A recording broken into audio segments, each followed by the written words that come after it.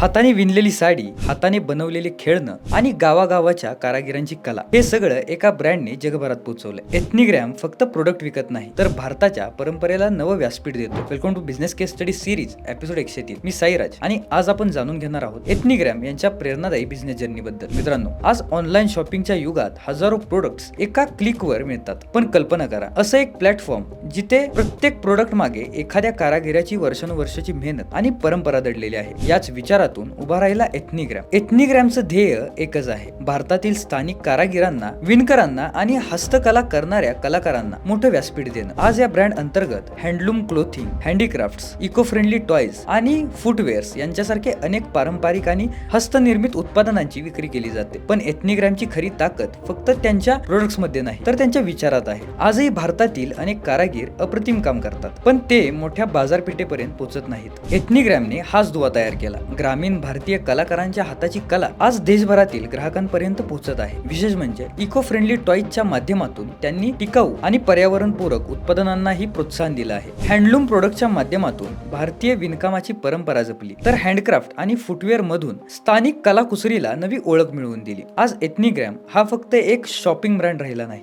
तर vocal for local या विचाराला प्रत्यक्षात जगणारा ब्रँड बनला आहे. कारण प्रत्येक खरेदी सोबत एखाद्या कारागिराच्या घराला रोजगार निर्माण होतो. मित्रांनो, बिझनेसचं खरं यश तेव्हा मिळतं जेव्हा नफा कमवतानाच समाजालाही पुढे घेऊन जातात. आणि एथनिग्रॅमने हे सिद्ध करून दाखवलं आहे. कारण काही ब्रँड्स फक्त प्रोडक्ट विकत नाही, ते परंपरा, संस्कृती आणि हजारो कारागिरांची स्वप्न पुढच्या पिढीपर्यंत पोहोचवतात. तर तुम्हाला ही स्टोरी कशी वाटली आम्हाला कॉमेंटमध्ये सांगा आणि बिझनेसवाल्याला फॉलो आणि सबस्क्राईब करायला विसरू नका. धन्यवाद.